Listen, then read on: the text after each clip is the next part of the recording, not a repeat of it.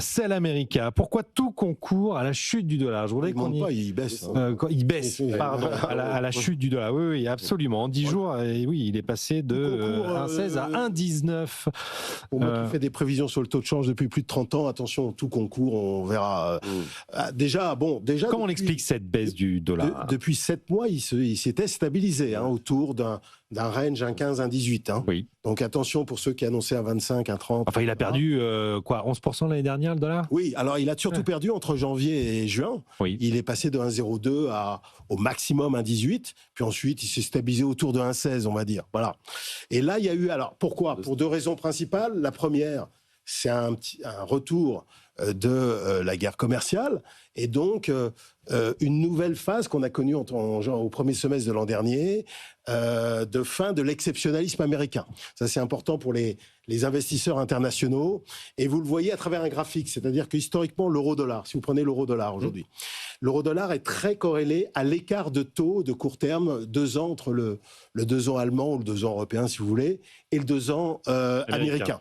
Donc, en gros, ça fluctue autour de ça. Évidemment, la corrélation n'est pas de 1, mais elle est assez proche de 1. Et quand ça s'écarte, parce qu'aujourd'hui, avec l'écart de taux à 2 ans, tu devrais être à 1,16, 1,17. Et là, tu es à 1,20, enfin 1,19 quelque chose. Donc, il y a déjà une petite défiance qui vient de là. Et qui vient d'où? Guerre commerciale, parce que ça redémarre. C'est pas le Venezuela, ça, les gens s'en foutent, ou trouvent ça plutôt bien. Je parle des investisseurs. Oui. Mais ça a commencé avec l'Iran, parce que Trump a commencé par dire tous ceux qui continuent de commercer avec l'Iran, ils vont se prendre 25% de droits de douane. Et il y a quand même quelques pays qui sont concernés, dont la Chine, la Turquie, etc. Ensuite, il y a eu le Groenland. Ensuite, il y a eu le pacte pour la paix, ceux qui veulent pas participer au pacte. Absolument. De la paix. Et puis ensuite, il y a eu qui ne veulent pas payer $1 milliard dernièrement, et puis même Canada, si jamais il commerce avec la Chine. Donc on a le sentiment d'un retour à la guerre commerciale, même s'il y a des allers-retours. On sait bien depuis l'année dernière qu'il ira pas trop loin. Il s'est revenu en arrière quand Bessent réussit à le convaincre qu'il y a des effets pervers. Mais néanmoins, il y a ça. Et donc c'est pour ça que je dis attention un petit peu, parce que ça peut revenir là-dessus. Alors la deuxième chose qui peut jouer aussi un petit peu sur le dollar, c'est la remise en cause, ce qui apparaîtrait comme une remise en cause de l'indépendance de la Banque centrale américaine. Oui. Bon, là, il en a trop fait, parce que inculper Powell, ça sert à rien. En plus, il s'en va au mois de mai. Enfin, franchement, là, je crois qu'il s'est pas bien contrôlé, là. Et donc, faut que Bessent lui dise non, arrête avec ça. De toute façon, il s'en va. Il y a suffisamment de membres sympas dans le FOMC.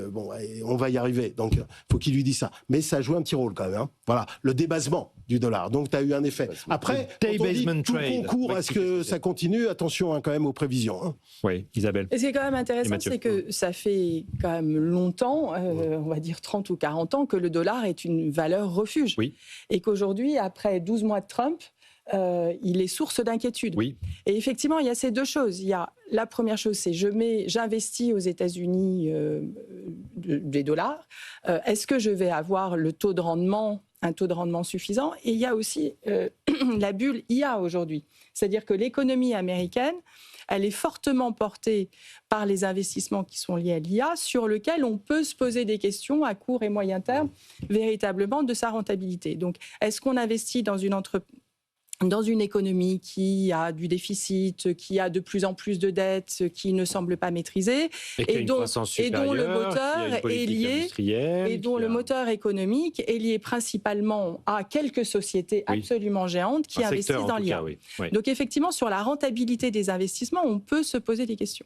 Et puis il y a la deuxième chose, c'est en tant que créancier, est-ce que mes droits sont protégés en tant que créancier étranger? Il y a une vraie crainte, là-dessus. Et c'est là où effectivement le rôle du CIO, enfin en tous les cas du président de la Réserve fédérale est absolument essentiel.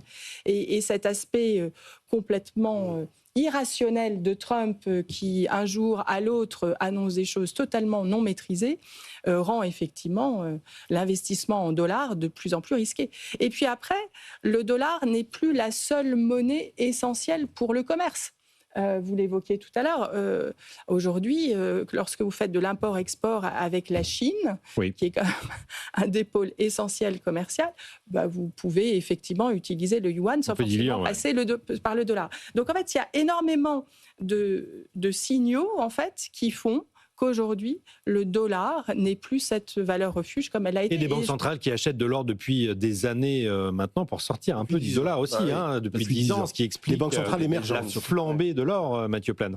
Oui, parce qu'au fond, il n'y a pas vraiment de monnaie quand même concurrente au dollar. Il y a un peu de l'euro, sachant qu'on n'a pas un monnaie unifiée avec une dette publique européenne, ça a été aussi évoqué, c'est-à-dire il est trop fragmenté, le marché européen de capitaux.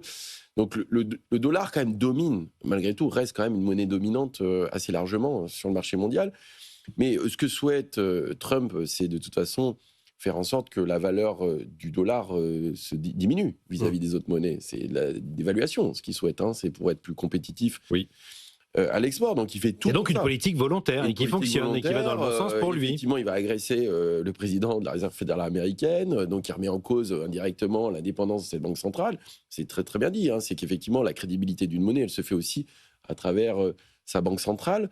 Effectivement, au mois de mai, il y aura un changement de président de Powell qui va partir, mais qui va le remplacer? Est-ce que Stéphane Mira... Ça va être un Dovich. Ça va être un Dovich, sûr. Mais voilà, ce que je veux dire, c'est que Trump, il est en train de casser les codes sur les monnaies. Et puis, il ne faut pas oublier ça, c'est que les États-Unis, c'est plus de 1000 milliards de déficit commercial annuel, plus de 1000 milliards. Un déficit et public. Et de déficit public aussi. Les 1200. twin déficits qui sont monstrueux. Donc, quand vous regardez, un truc un peu compliqué, mais ce qu'on appelle les positions extérieures nettes mondiales, aujourd'hui, les États-Unis captent tout l'excédent d'épargne mondiale. Aujourd'hui, c'est incroyable. C'est incroyable. Donc, au fond, ils font tourner la machine mondiale quelque part. Mais leur dette est financée... Je veux dire par l'extérieur. Et donc, vous allez dans un monde, et notamment européen, où on espère à un moment donné qu'il y aura un peu plus d'investissement, un peu plus de croissance et qu'on recycle notre épargne chez nous, les Américains vont devoir trouver de nouveaux financements. Ou alors, il va falloir qu'ils se désendettent. Et donc, ça va jouer à la pression à la baisse. Et donc, je reviens au thème originel. Est-ce qu'on sell America? Est-ce qu'on vend des actifs américains? On a 8 000 milliards de dollars qui viennent de l'Europe, qui sont aux États-Unis en obligations, en actions. Est-ce que, puis s'ils ont besoin de ces financements, est-ce que nous, on peut vendre ou pas? Non, pas beaucoup. Juste pour compléter là, la position extérieure américaine, qui est libellée principalement en dollars, elle est débitrice à plus de 90%. C'est massif. Et quand le dollar baisse, forcément la valeur du passif diminue, la valeur de l'actif monte, et ça se résout presque tout seul. Donc il y a toujours des cycles baissiers, des longs cycles baissiers et des longs cycles haussiers. Depuis la fin de Bretton Woods. Les investisseurs perdent de l'argent du coup. Ils font du dollar, donc on a intérêt à vendre si on pense ça. Si on pense ça, bien sûr. Ou alors, si on pense qu'on va régler la dette américaine par l'inflation sur les actifs libellés en dollars, sur les actifs libellés en dollars. Mais il y a eu 3 grands cycles baissiers, 3 grands cycles haussiers depuis la fin de Bretton Woods. Et là, ce qu'il faut jamais oublier avant de parler de Trump et tout ça, c'est qu'on suivait un cycle haussier du dollar qui avait démarré à l'automne 2011 et qui s'est interrompu en janvier 2025. Et c'était le plus fort cycle haussier de l'histoire post-Bretton Woods. Parce qu'il n'y a pas que dollar contre euro, il y a aussi dollar contre renminbi, contre yen, contre sterling, franc suisse, etc. Et donc ça, c'est très important. Et la monnaie américaine reste encore surévaluée aujourd'hui, même si ça s'est un petit peu baissé, elle reste surévaluée. Qu'est-ce que ça traduit, ça, Jean-Pierre Petit, ce changement d'air, ce changement de cycle qui a duré presque une quinzaine d'années? Non, ça traduit une tendance naturelle et plutôt heureuse pour les États-Unis parce qu'ils ont besoin de ça pour réguler la position extérieure, la compétitivité. Puis de toute façon, Trump et Miran à l'intérieur de la Fed, eux, ils sont très favorables sous réserve que ça soit contrôlé quand même, pour pas qu'on arrive à un truc comme en 87 où on a la chute du dollar, la chute des marchés obligataires, des actions. Mais il faut que ça soit un peu contrôlé comme en Chine en fait. Et est-ce que c'est bon ou mauvais pour l'économie européenne? Bien sûr que non. Et ce qui est terrible, c'est que la BCE ne réagit pas. Bien sûr, il faut l'expliquer, Jean-Pierre. S'il y a bien une institution qui pourrait réguler le truc, ce serait la BCE. Mais la BCE qui est gouvernée non pas par Christine Lagarde, mais par Isabelle Schnabel, c'est ce qu'il faut déduire de toutes les dernières déclarations, c'est-à-dire une personne qui a une vue totalement technocratique, court-termiste et pratiquement qui ne voit que l'Allemagne, pratiquement, donc c'est l'équivalent de Van der Leyen à Bruxelles. Là, on est d'un...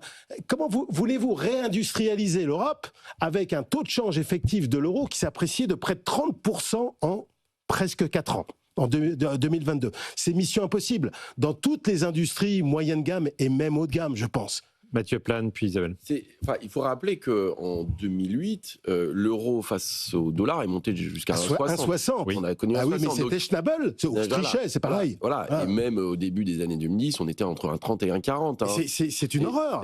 Et donc le taux de change d'équilibre aujourd'hui, il est compliqué parce que effectivement, les positions extérieures dont on parlait, avec un déficit très important du côté américain, des excédents du côté européen, devraient pousser une forme de rééquilibrage, mais qui sera effectivement en défaveur de la compétitivité européenne.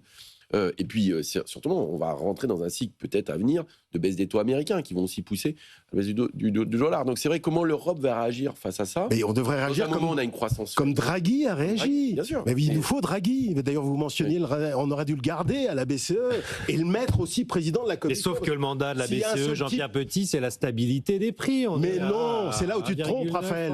Tu n'as pas assez lu le traité de Maastricht. La BCE doit soutenir les politiques économiques de la zone euro tant que la stabilité des prix est assurée. Elle est assurée aujourd'hui. Oui, mais il y a une hiérarchie. Et ce mandat-là, il faut le changer, le mandat, parce que là, on est en guerre. D'accord. Même d'ailleurs, la question, c'est est-ce que 2% a du sens aujourd'hui? Mais enfin, on va revenir. Non, mais on est en guerre industrielle, on est en guerre technologique, et on est en guerre d'échange. On reste quand même avec des taux qui sont plus faibles que ceux aux États-Unis aujourd'hui. On n'a pas la même inflation. Mais attends. Mais la question est. T'as une banque centrale qui baisse les taux alors que l'inflation est à presque 3. Et tu as une BCE qui fait rien alors que l'inflation est à 2 et qu'avec la hausse de l'euro, la pénétration chinoise, la baisse de l'emploi, tu vas aller à 1,5. Vont dire on est à 2% d'inflation, on n'a pas trop de raison. Tu sais bien que ça marche pas. Tu mentionnais toi-même les erreurs du début des années 2010. Oui. Alors il faut le changer ce truc-là.